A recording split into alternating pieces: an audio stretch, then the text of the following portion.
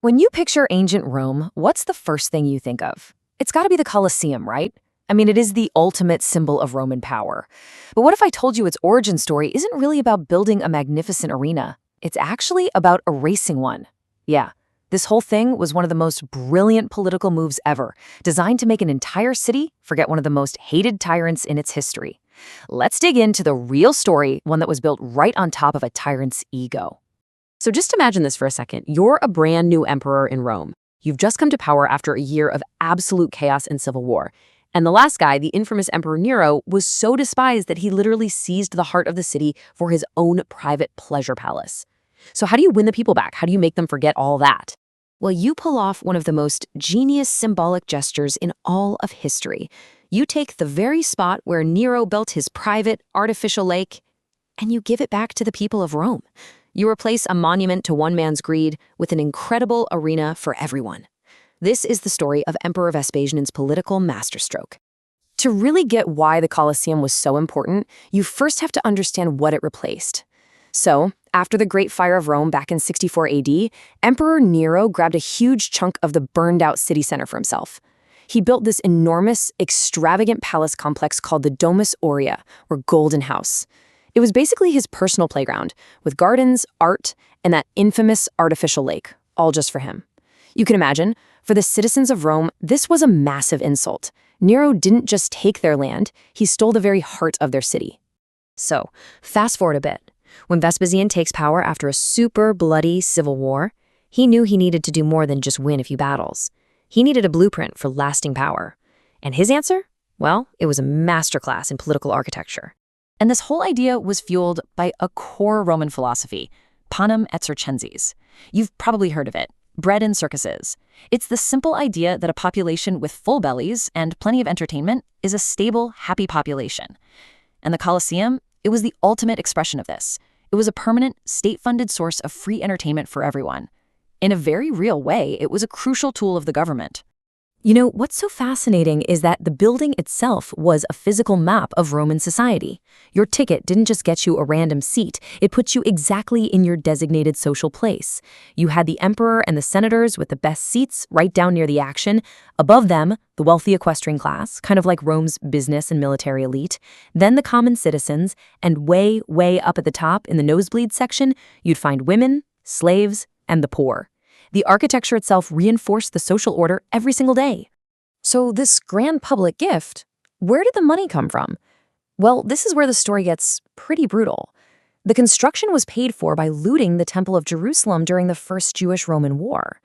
All the treasures were seized, and tens of thousands of Jewish prisoners were brought to Rome as slaves to do the hard labor. Just think about that. Rome's greatest monument to public entertainment was funded by conquest and built by the enslaved. Now, building this thing wasn't just a political statement. It was a straight-up engineering miracle. So how on earth did they build something so massive so quickly? Well, the answer lies in what you could call a concrete revolution. Let's just talk about the scale for a second. The gleaming white exterior was built from over 100,000 cubic meters of travertine limestone. And here's a great example of their ingenuity. These huge blocks weren't held together with mortar. Nope, they were pinned with 300 times tons of iron clamps. This technique made the structure incredibly strong, but also gave it a bit of flexibility. But the real secret weapon, the game changer, was Roman concrete. They mixed volcanic ash, lime, and seawater and created this incredible material. It could be poured into molds to create the massive vaults and arches that are the signature of the Colosseum's interior. And get this, modern scientists have figured out that this stuff actually grew stronger over time. It's more durable than a lot of the concrete we even use today. Okay, so let's look at the timeline, because the speed here is just astonishing. Vespasian breaks ground in 72 AD. Just 8 years later, his son Titus inaugurates the nearly finished arena with 100 straight days of games. 100 days! Then a couple of years after that, his other son Domitian adds the finishing touches, including the legendary Hypogeum, that super complex network of tunnels and elevators hidden under the arena floor. A project of this scale basically done in just over a decade. Incredible. For over 400 years, the Colosseum was the absolute heart of Roman spectacle. But how did this architectural masterpiece turn into the iconic ruin that we see today? Well, the story of its decay is just as dramatic as its creation.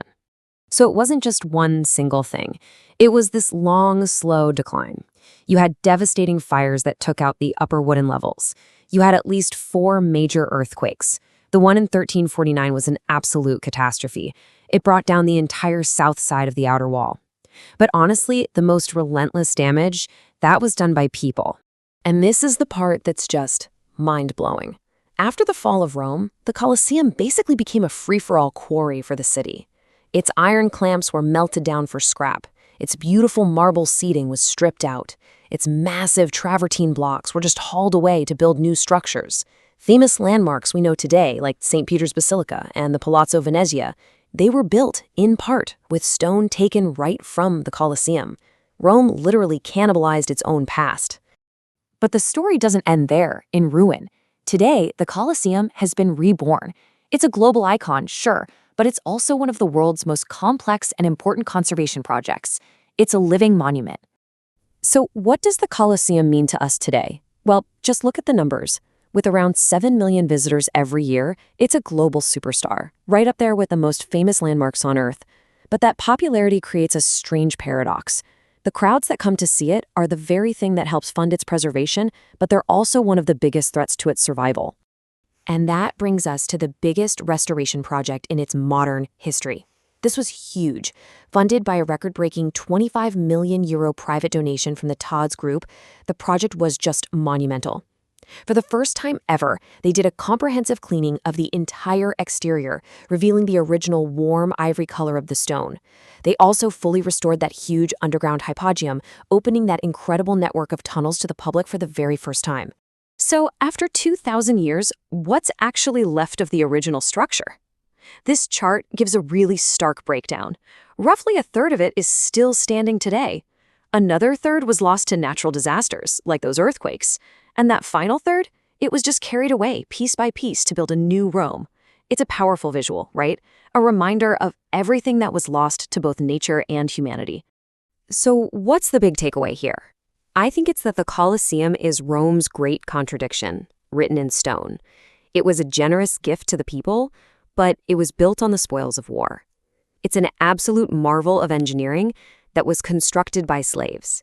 It was a stage for public entertainment that showcased unimaginable brutality. It's a monument to both human genius and human cruelty, all at the same time.